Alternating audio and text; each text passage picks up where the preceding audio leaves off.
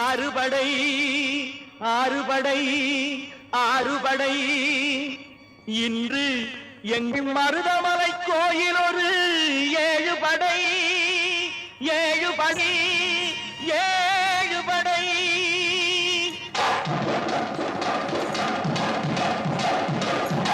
மருதமலைக்கு நீங்க வந்து பாருங்க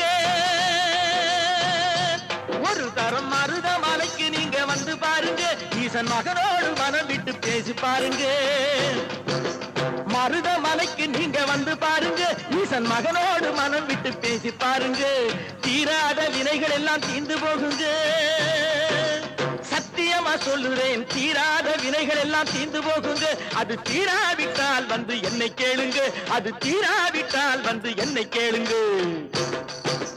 மருதமலைக்கு நீங்க வந்து பாருங்க